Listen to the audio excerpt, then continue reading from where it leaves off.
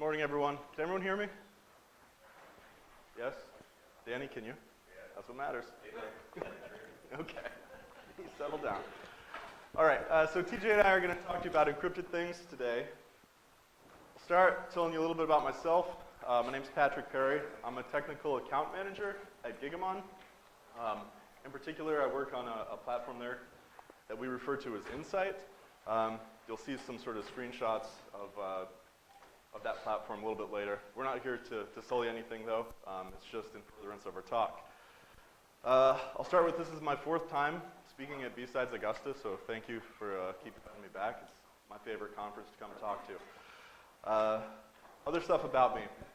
Got a master's degree in computer science. In particular, my thesis work was on breaking a popular crypto system that's used to store fingerprints. This was work that was done at Michigan State. And in particular, this thing that I worked on is called a fuzzy vault.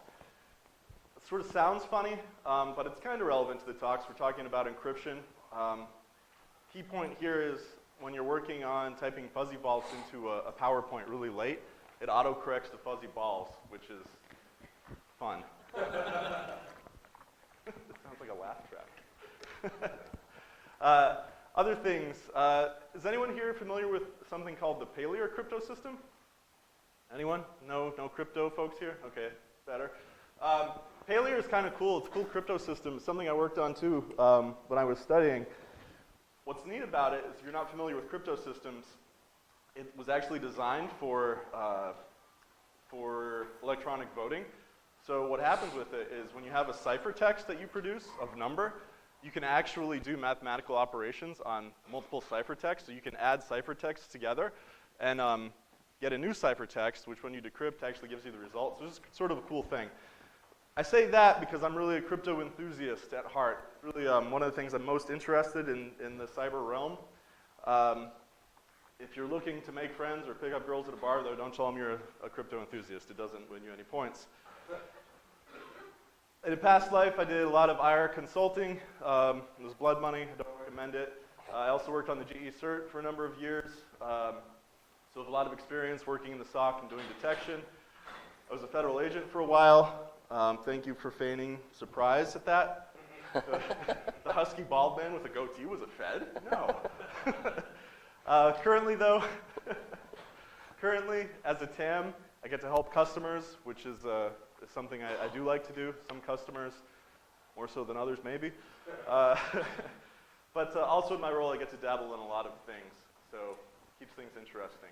And with that, I will turn it over to the peanut butter to my jelly. Cool. Thank you, Patrick, I think.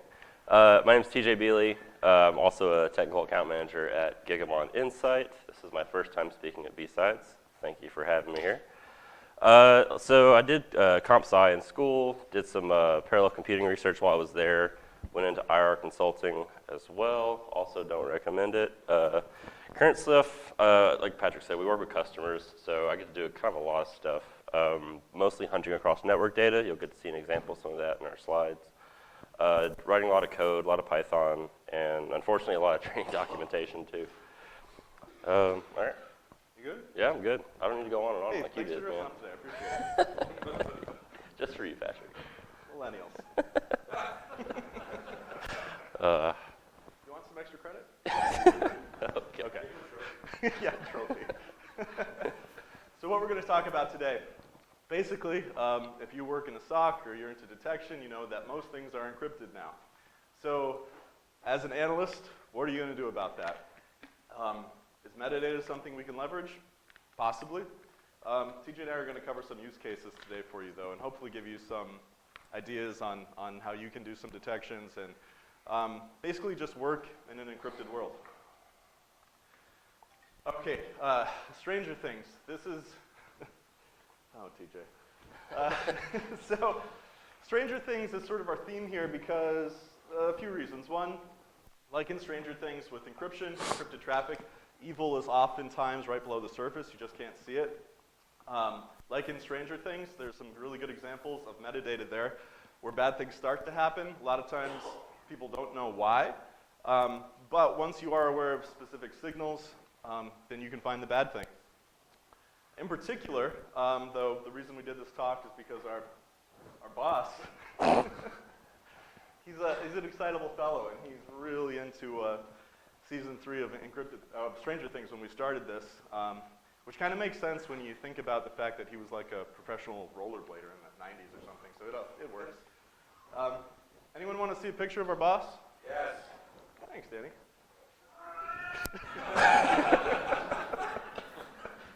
So TJ, I'll let you explain that. Yeah. This was all your idea. It was all my idea. I'll take credit. Before we move on to this talk, you need to know the story of this picture. So our team comes to B-Sides Augusta every year, and we get a big house. And last year, our boss was driving the rental car to the Airbnb and speaking in his rich baritone voice, much like I'm doing right now, and out of nowhere goes, "Oh my God, kittens!" With way more excitement than was at all reasonable. So I give you Justin Kitten Lover. Yeah, that's the story. Thank you, good, Patrick. thank you. Yeah. All right, so let's get to it.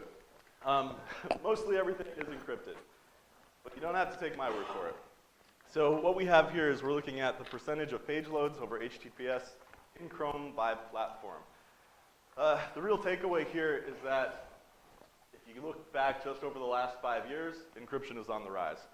One thing that I'm curious about here, and I don't know the answer to, is if you look at that green line, that's Linux, and it seems to be trending a little less than these other platforms here. I'm not sure why that is, but the takeaway is that encryption is on the rise. And if you work in a SOC, I'm sure you're aware of that. So yay privacy, right? Well, actually, being a crypto enthusiast, privacy is actually really important to me. I care about it greatly, but it does certainly present challenges in the detection space. One of the issues is that attackers have access to all the same technology, right? So they can encrypt stuff too. They can encrypt malicious payloads. Command and control channels can be encrypted. And if you've ever seen something like a file called 1.jpg that's actually an encrypted RAR, then you know that exfil can be encrypted as well. That presents a lot of challenges for us. In a highly encrypted environment, what we've done traditionally doesn't really work anymore. So there's goods and bads of all this encrypted traffic, okay? You're going to win some, you're going to lose some. I don't love this slide. I like the picture, but this was more for the CISPs in the room, I guess. We're going to talk about CIA stuff a little bit. So just to get us level set here, get us all on the same page, some advantages of encrypted traffic, because it's not all bad. It does protect things from prying eyes. That's your confidentiality. Your integrity, ensure that data is not changed. That's not the A is in availability, that's AU is in authentication, but we can verify Bob's actually Bob. Non-repudiation, prove it was actually Alice that did something. You get the idea.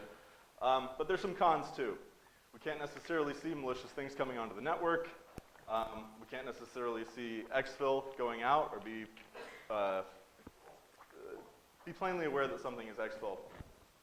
And don't lose your keys, availability, I don't know. That's a bit of a stretch, but whatever. Nice work, TJ. So as a security practitioner, what do we do about this? Well, we can decrypt all the things, right? And there's definitely benefits of that.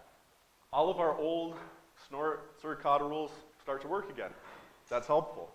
And there's certainly a benefit in if we decrypt everything, there's a lot more data points that we have as defenders to find evil. But there's cons that come with that as well. One is potential loss of user privacy. And we can have a separate talk about whether or not you should be doing like online banking at work and things. But for the most part, those are things that people do, and people want that sort of data protected, right? If you do something like decrypt all the things, and you start dealing with certificate management, then you know it can be a huge pain. And when things break, they break badly for everyone on the network. So, is metadata-based analysis something that we can work with here? We posit yes.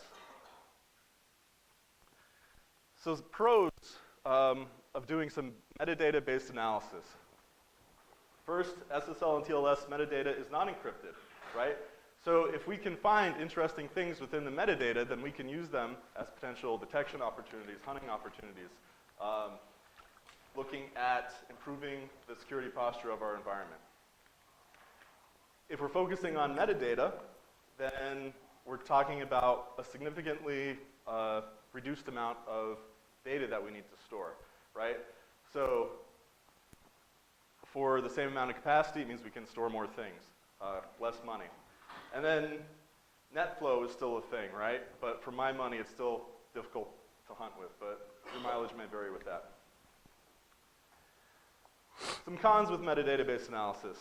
You're going to need infrastructure to be able to work with this, right? So you're going to need a platform like we have with Gigamon Insight, or maybe something like Security Onion, or whatever it might be. There's lots of tools out there, right? But you're going to need a sensor to be able to get the traffic.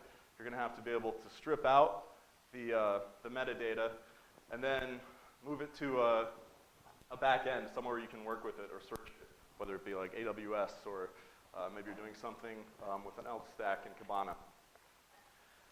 And finally, this is really relevant, is if you're working with metadata and it's not something that you or your analysts have done before, it's something you have to train them up on. So that's certainly a cost as well. Okay, so we talked about decrypting all the things. We talked about looking at just metadata. Which one do I actually want to do? Well, in a perfect world, like we said, you do both. You get the benefits of all the things. But we know that there's lots of challenges that come along with that, and frankly, it's too much money, too much time. People can't, in reality, generally do both of those things. So what we're going to focus on today is just looking at the metadata. We think there's plenty of opportunities for hunting and detection just by looking at that data that's not encrypted, about the encrypted data. TJ? Thank you, sir. You ready to go? Uh-huh. Here you go, sir. Okay, so I'm going to talk about the specific metadata fields that you can pull out of TLS sessions. We've been saying metadata a lot, but it's a very vague and abstract term, so I'm trying to make it a little more clear and concrete. I am going to refer to bro as bro, stubbornly. Sorry to the Zeek developers in the room. So these are the fields we're going to go through. We'll go through them by one and talk through what we can do with them. One thing to note, TLS version 1.3 is coming, and it will take a hit on some of these fields, make them unusable, and we'll talk about that when it comes up. And we'll indicate TLS 1.3 is ruining something by the big scary monster in the background.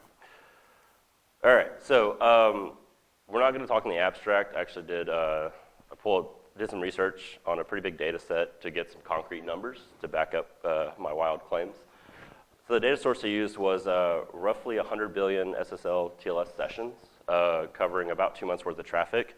And this was traffic from about 50 organizations, from all sizes, all industries, but primarily healthcare, tech, and retail. So just that's where all these numbers are coming from. So we're going to start off with something quick and easy, the TLS version string. So what is it? Well, it's the string that specifies what version you're using. Pretty straightforward.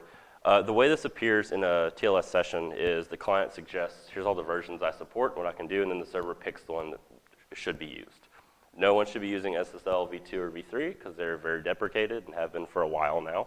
We should all be on TLS, some version of TLS. What can you do with the version string?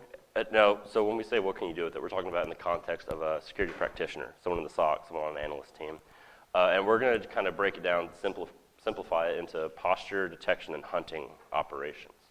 So with a TLS version string, it's really more of a, mostly a posture issue.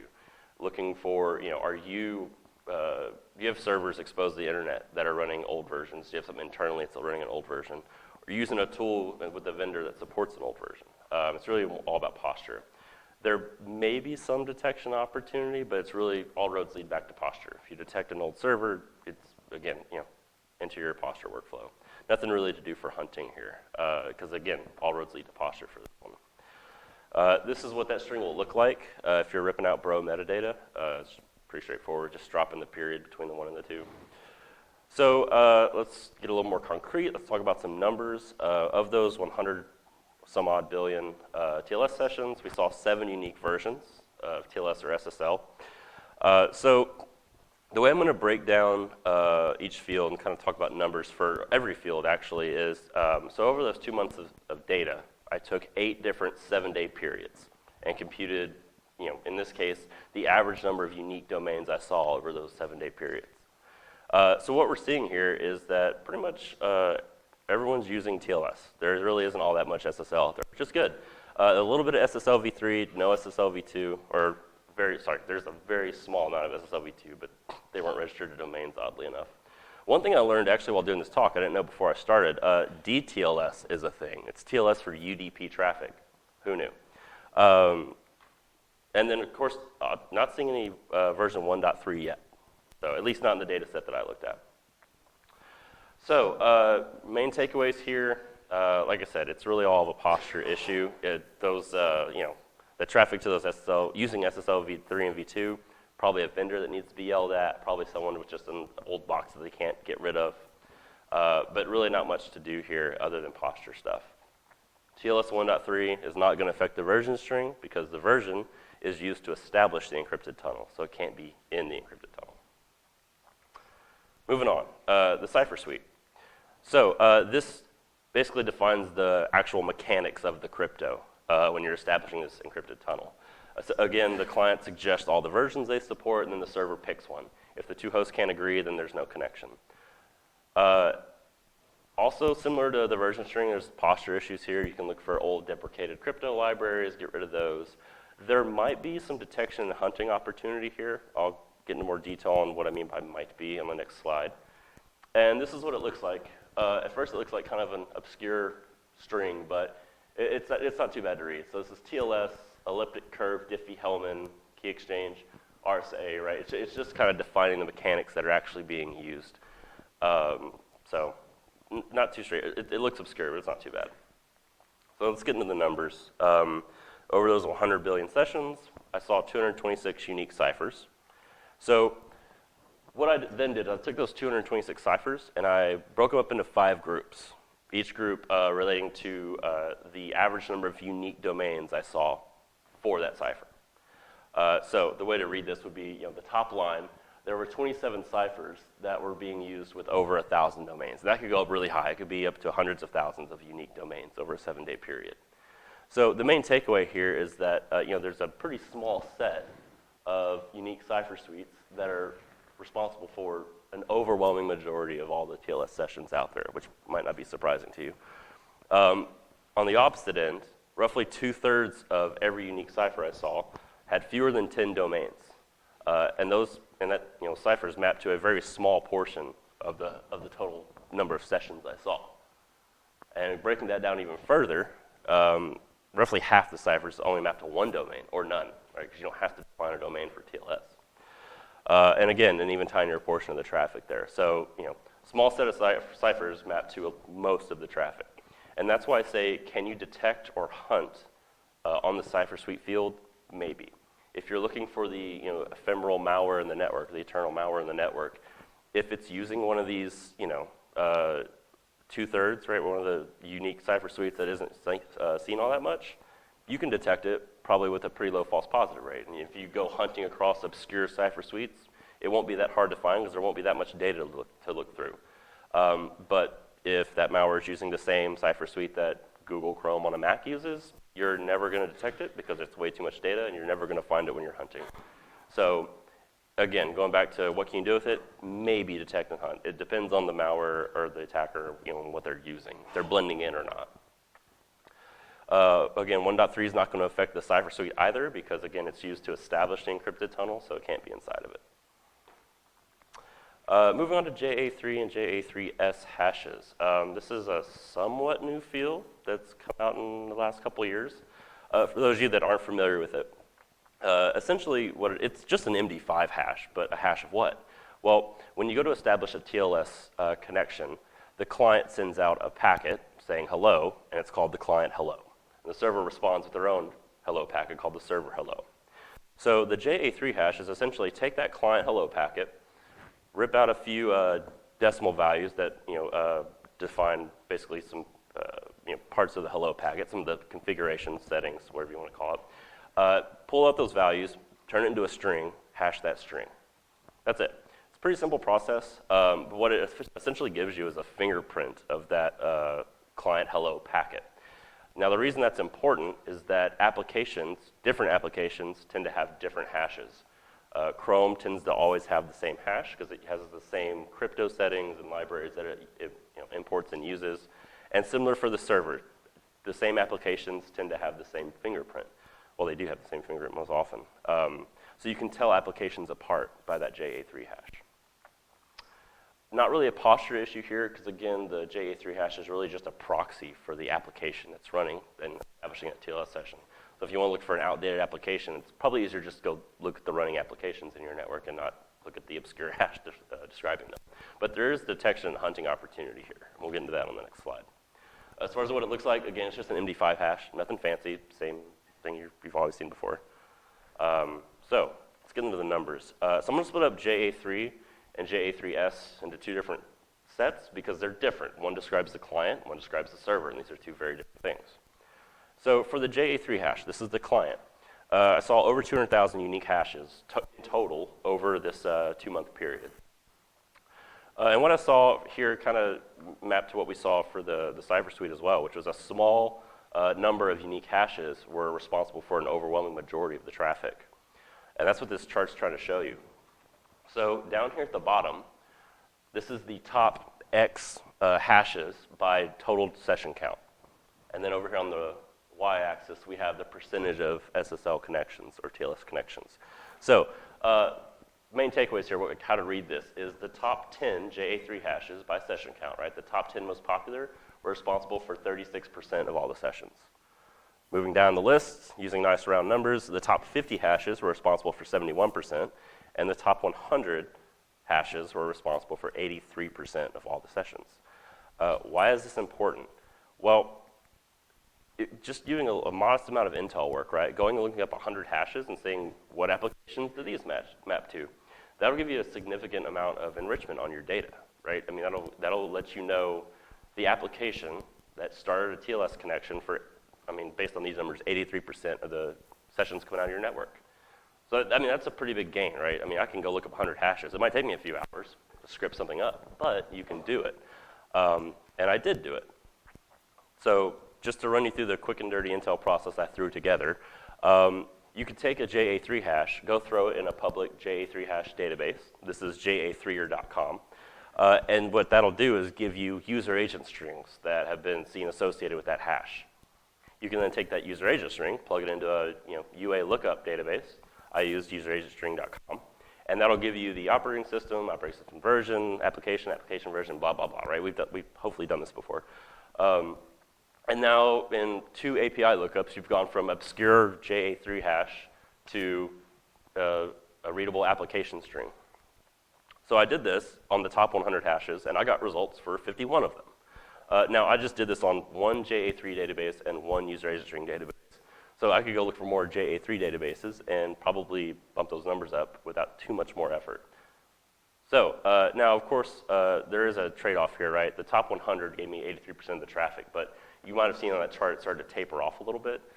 You're going to have to draw the line somewhere because your rate of return is going to decrease as you increase that number of hashes. But you can start with a really reasonable number and probably call it good. That's the main takeaway here. And TM, not too much Python, right? I think this was maybe like 20 lines of code max.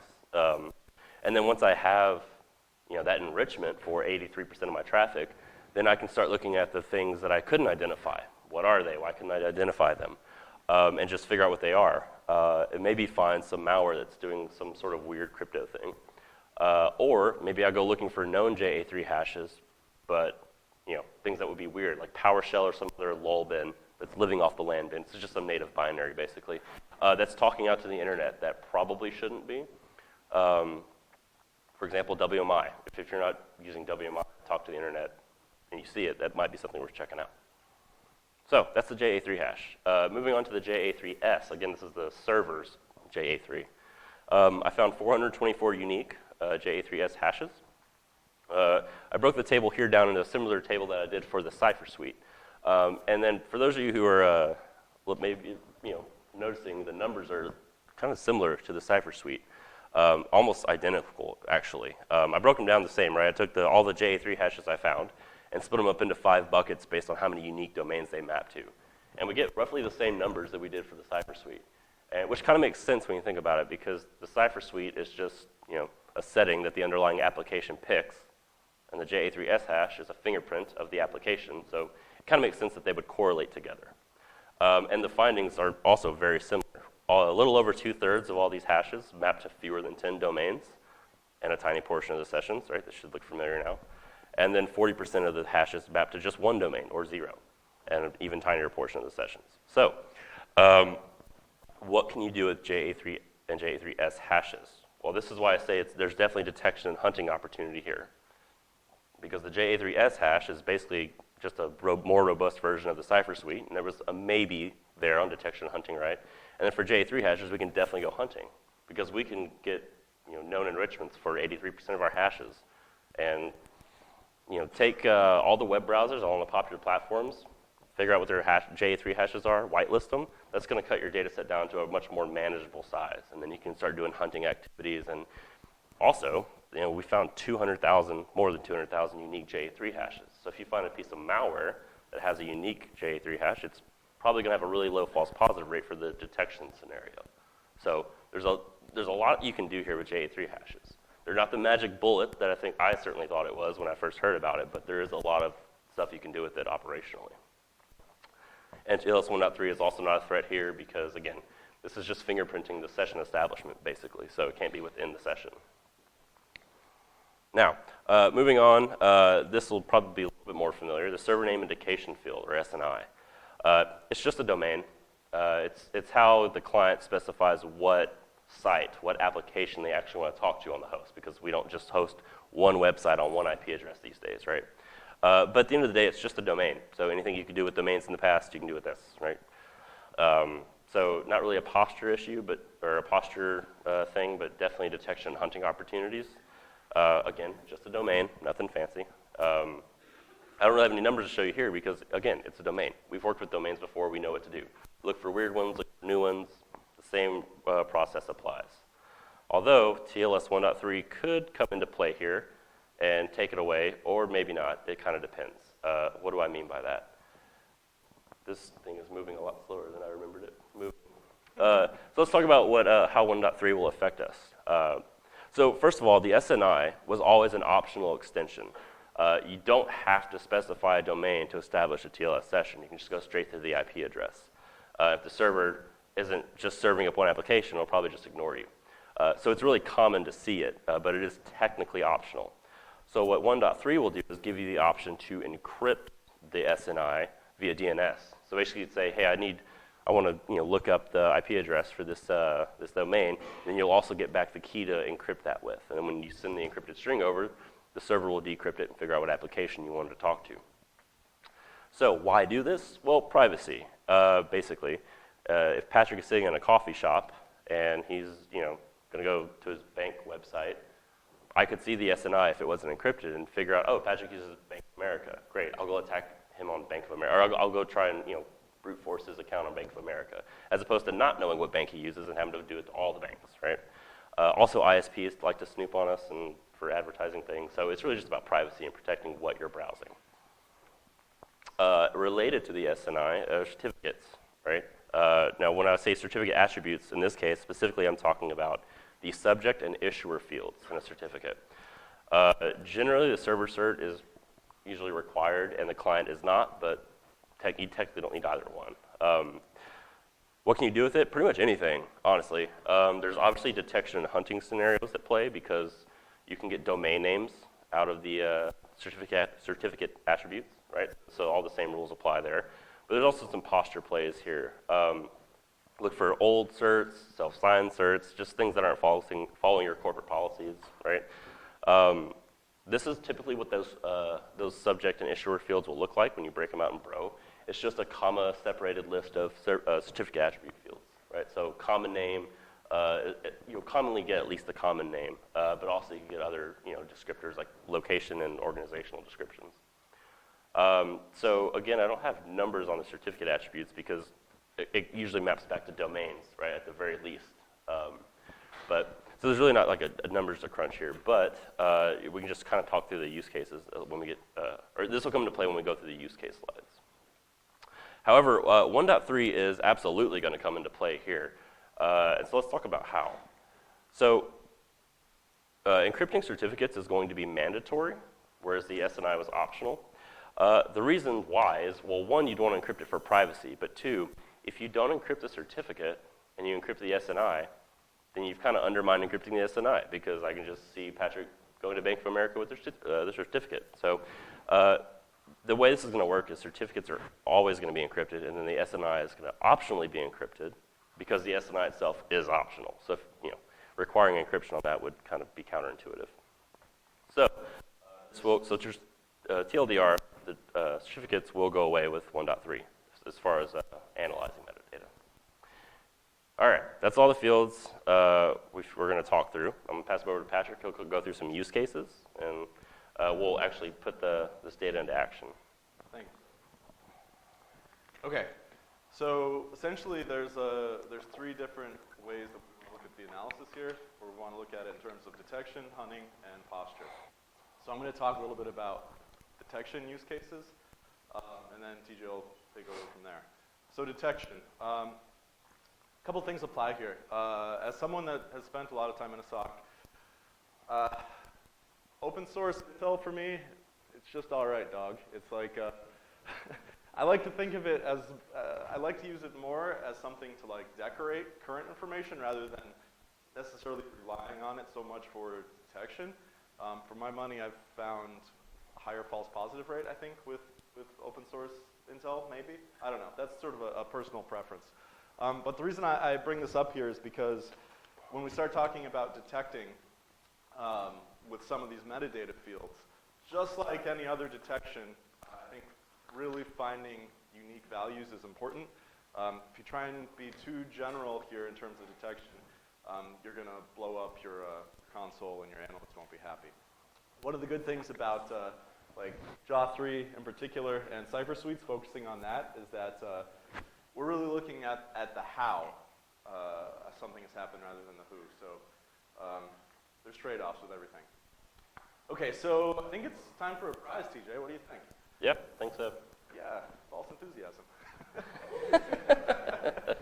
Okay, so I'll ask the group a question here. First off, can anyone tell me what we're looking at here, generally? What kind of malware are we depicting up here? Does anyone know looking at that data? What's that? Yeah. Honestly, close enough. Yeah. It's TrickBot. Yeah. But like, these days, one and the same. Right here. Oh, follow-up question. How did you know? I've dealt along with incident response from TrickBot and usually you see like SBC hosts talking on either communicate the external IP address on port 447. Yep. Perfect. Yep. So I guess we have to repeat. So it was port 447. SSL goes to port 448 by default, but TrickBot's known to talk to 447 and 449 for whatever reason. Yeah, so this is a TLS session of TrickBot EmoChat. And full disclosure, so this is our product, the Gigamon Insight platform. We use this to depict this, not because we're trying to sell it to you, but because we're lazy and it was what was easiest for us to do. So what we did, we're stripping out our metadata here, and it gets presented to a user in these fields, right? So I can show you some of the fields in this case that we can work with in terms of detection. It talks about IP address. This is the dest IP address. Our prize winner noted the destination port. Other things here, before we get to the subject, server name indication here. As TJ pointed out on an earlier slide, that is not a required field, so it can be null or blank in this case. Subject, so CN is common name. You can do some interesting things with detection here. If you were at the Security Onion conference yesterday, there was a pretty interesting talk about this field in particular. And one of the things you can do is if you look at the domain that is within the subject here, you can actually do some analysis and compare that to like DNS requests and that sort of thing that would be associated with this session. And what happens is there are a lot of malicious things, Metasploit in particular, that when it populates this field, it actually just puts in random data. So if you have a subject that is sort of randomized or doesn't make sense with the other traffic that you see, it can be a string that you can start pulling on. And that also holds true for issuer. The other thing I'll say about that is that in some cases with certain malware, you don't even have to do that level of analysis where you're looking for like, okay, does this make sense? Is this weird? You can find things that are just, okay, we know for a fact that this particular common name is always malicious, that sort of thing. So it can certainly be a detection point. TJ talked about JAW3 and JAW3S a little bit. We're just generating those and populating that data here, and then we have the Cipher Suite here at the end. All possible fields that can be used in detection. Okay, so this is kind of a trip down memory lane for me. If anyone here remembers GREENCAT, this sort of dates myself a little bit, but this is like malware that utilized encryption going back, I don't know, a decade now, something like that. But in terms of malware, back in 2010, it was pretty interesting because it was encrypted traffic, right? Which was unusual back then. And I mean, it was a full-featured backdoor. It was Web C2, where you could have an interactive shell, that sort of thing, but it was all over SSL. So to the defender, it was hard to sort of figure out what was going on. I remember working on this back in the day, and in particular, there were specific user agents associated with this and specific URI patterns. Problem with that, of course, is that to be able to leverage that for detection, you needed to have decrypted HTTP proxy traffic, right? That doesn't really help in this case. I have to go back and look at the malware and see if we can leverage some of these new fields today to do more in terms of detection of that. Now, more recently, folks might remember MACKTRUCK. That is famously was leveraged by North Korean actors a few years ago. And MACKTRUCK was interesting because within the metadata, there's a specific certificate subject and specific issuer subject that could be used for detection. So you could just have a simple detection where if you have something like we showed you in an earlier slide where like this is your metadata, and you say cert subject equals this exactly, then you will always detect that malware with 0 or very, very low false positive.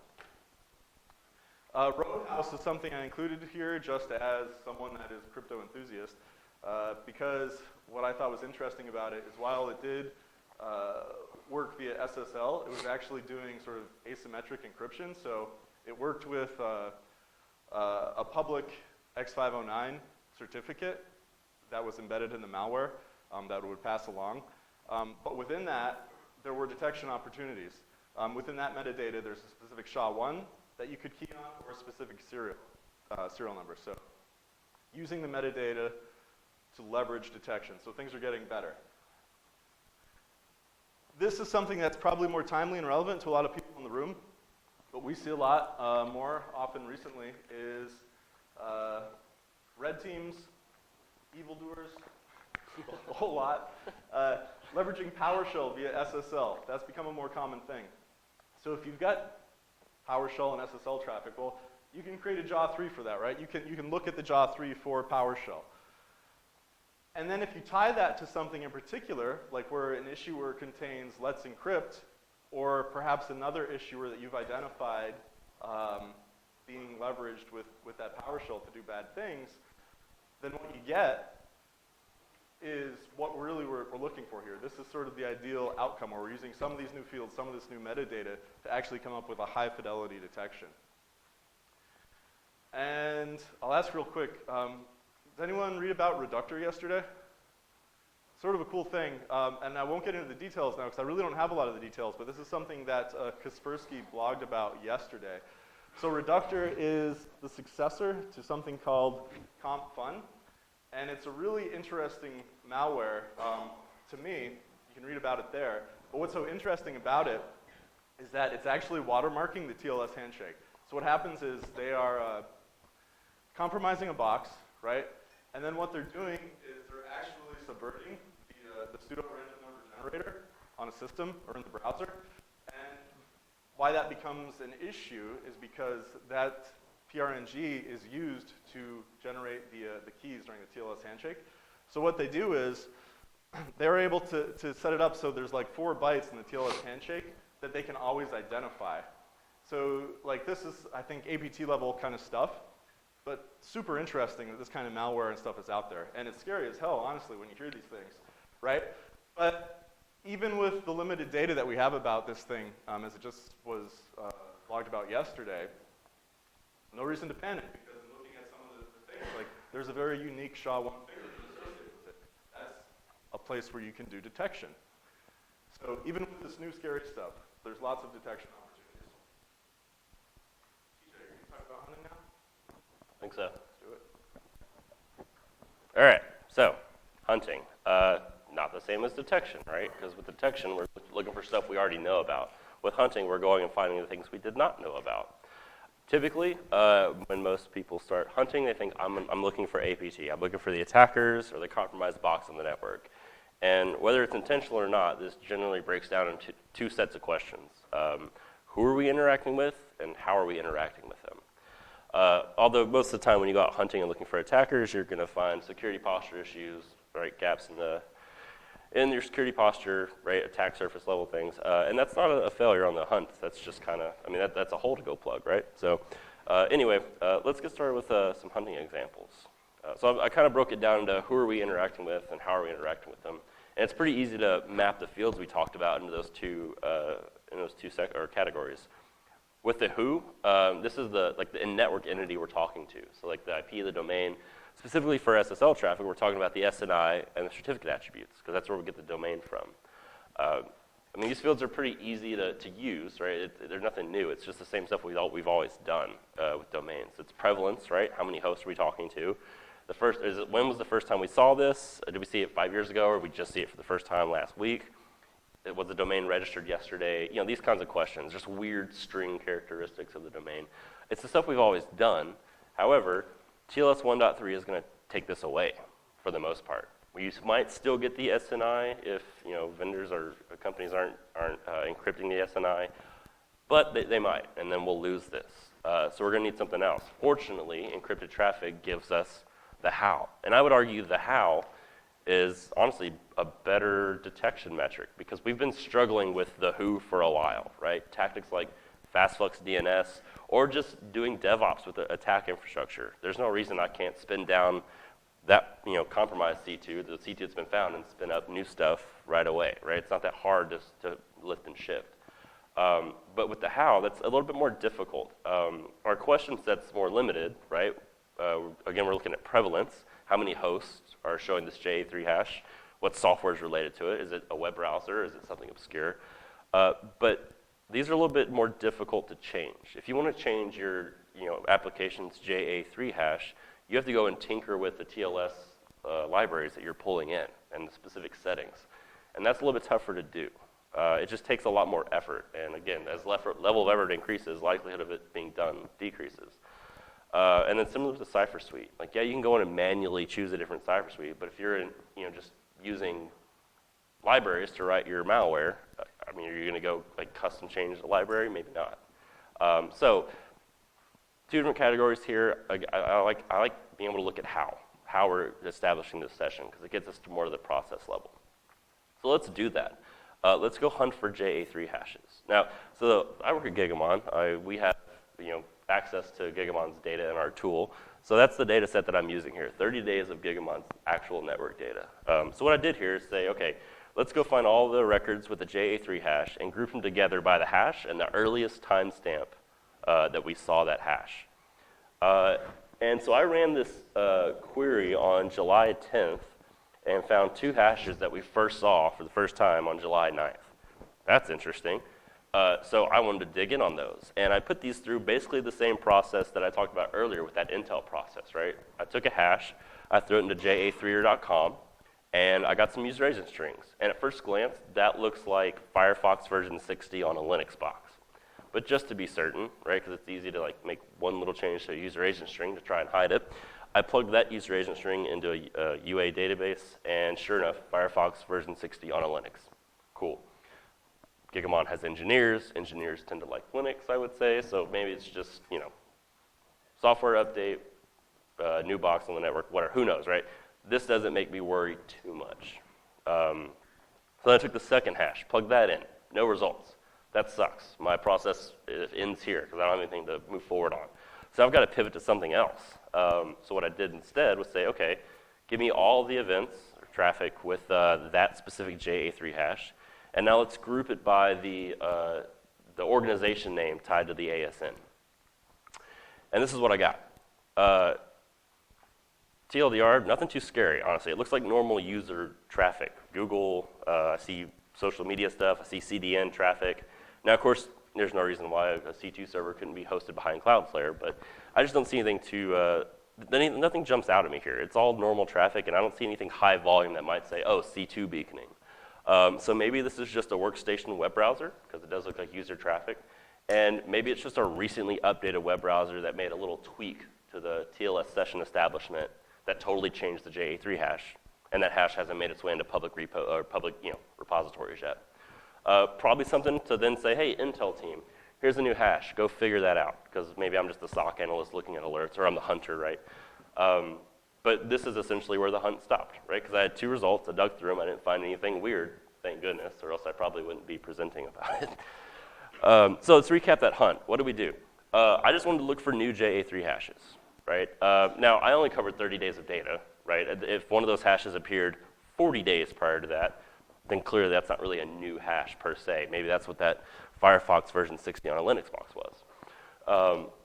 However, there is a pretty solid process here, but it can definitely be improved, right? Maybe this is something your Intel team would be doing. Track all your observed JA3 hashes over time, and when you see a new one, go figure out what it is. Put that in your Intel DB, and then now all the analysts have something to refer to. Now, of course, your mileage may vary here. If you're seeing thousands of new hashes a day that might not be tenable, you can maybe automate that to some degree, but you might not be able to keep up, potentially. It really depends on your network. Because what's going to generate new hashes? Mostly software updates. Well, not mostly software updates, but that can be a source. So you might be chasing new things that aren't really actually new. So you might need to bring in other data points, maybe prevalence, for example. Let's say one hash appears for the first time today on thousands of hosts. It's probably more likely that that's a software update that is now generating a new hash for some common application than it is that malware was immediately installed on 3,000 hosts in your network. Possible, but which is more likely, right? Whereas if just one host randomly starts talking with some weird thing, it could be some pup or PUA type thing, or it could be malware. Who knows, right? Maybe it's worth a look. But the point is, this is helpful to have an Intel team to track this over time and keep up so you have some context. Even if you can't hit 100%, I'll take 80%, right? That's still pretty good. So just kind of wanted to call it here, like how you can go hunting and generate some findings and maybe feed that into other teams. Now, you could also do this for certificates and domains, right? Track new domains, track new certificate attributes, things like that. But we won't go through that process again. Moving on to the last use case is posture. And we'll just use the example we've kind of already talked about, just looking for old versions of versions of SSL, right? SSL v2 or v3. And we can ask the same questions I mentioned earlier. Do we have any hosts either in the network or externally facing that are supporting these deprecated versions? Do we have any vendors we need to go yell at? As a vendor, I'd say you probably need to go yell at your vendors regardless. This will just be an excuse for it. And we can also look for deprecated Cipher Suites, right? It's all coming back to software that we shouldn't be using. But let's ask this question, right? Again, I ran this on Gigamon's data to see if Gigamon was talking outbound to any host supporting SSL v2 or v3. And yes, we were. I found 2 domains that were supporting SSL v3.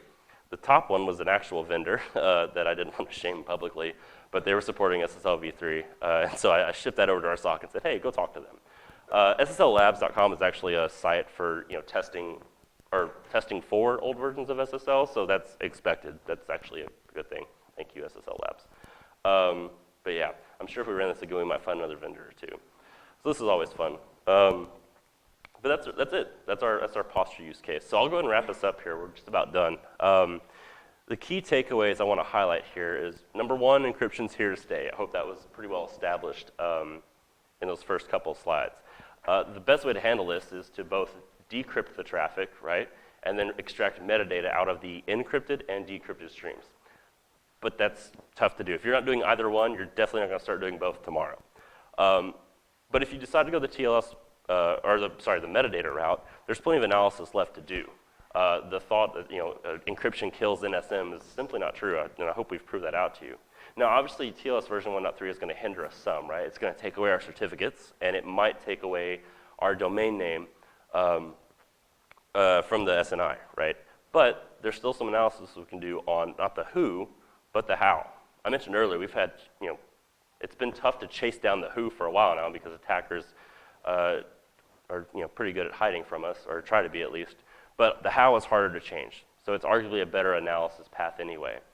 The only caveat here is, as we saw with the hunting example, you're not always going to get results for a JA3 hash when you look it up in a public database. I don't know if you noticed, but on the screenshots for JA3.com, it says 1,707 unique hashes.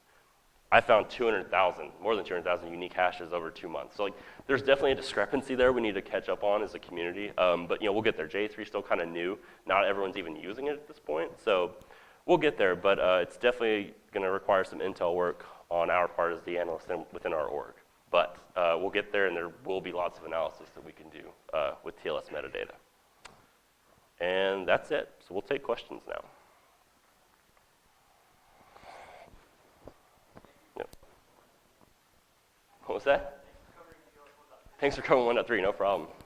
Question back there?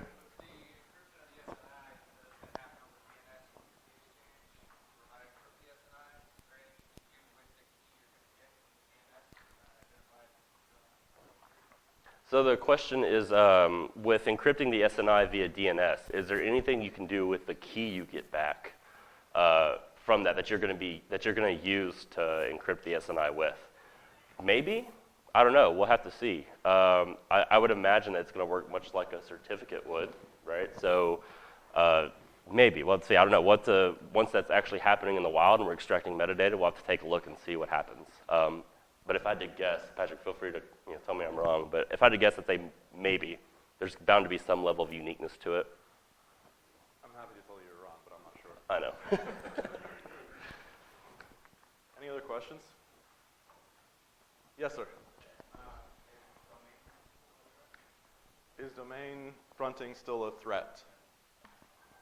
Can you expand?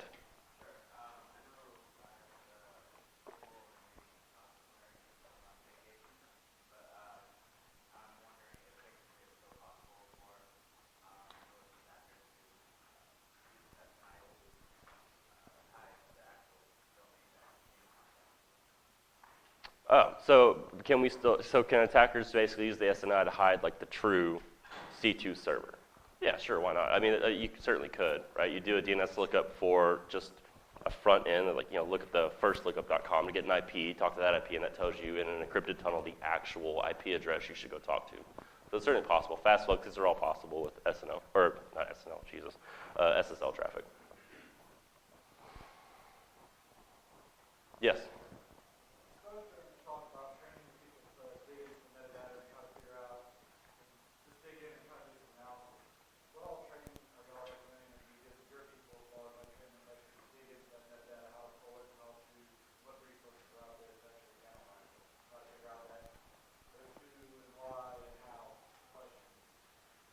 Okay, so the question is about training, essentially. He's asking what are some resources available to people out there to be able to learn more about the metadata, to be able to dig into it, that sort of thing.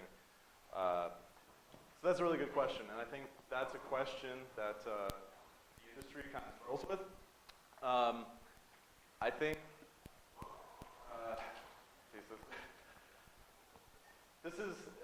there's a lot of levels to this, right? So if you're looking for data, I mean, there's certain things that are available, right? So like, if I want to know more about JAW3, for instance, I can go read all about it at Salesforce? Salesforce, yeah. They did a great write about it, right? It explains how it works, what they're doing with it, that sort of thing.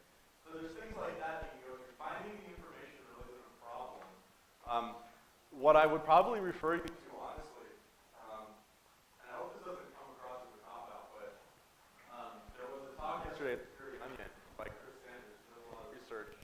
to how folks in SOCs think and how they ask questions.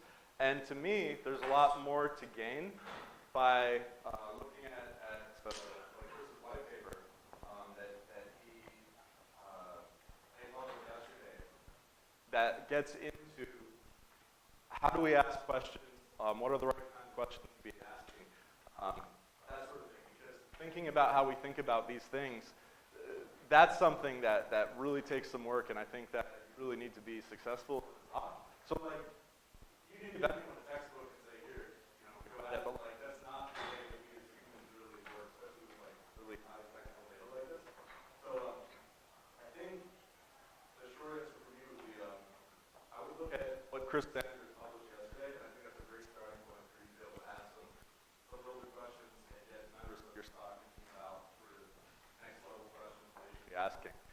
Start there. And can I clarify, was the question about network data or network forensics specifically, or just training in general? Okay.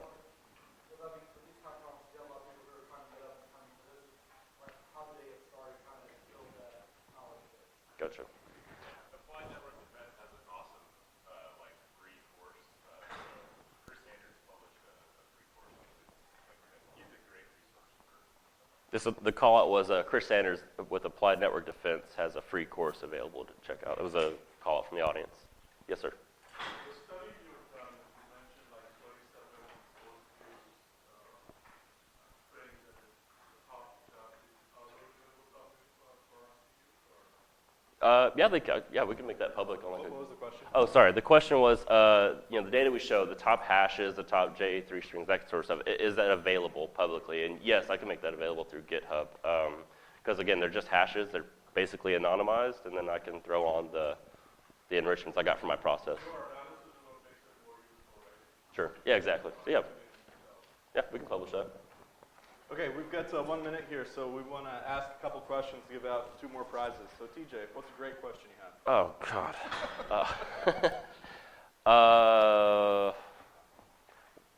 God. This is a cop-out. What's the default port for SSL TLS? I said it during the talk.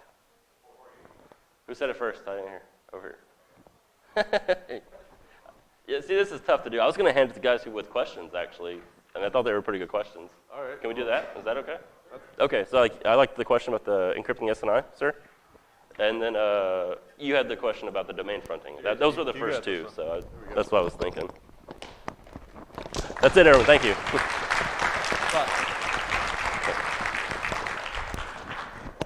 And we'll hang around for questions if anyone has any. Thanks, everybody. Thank you.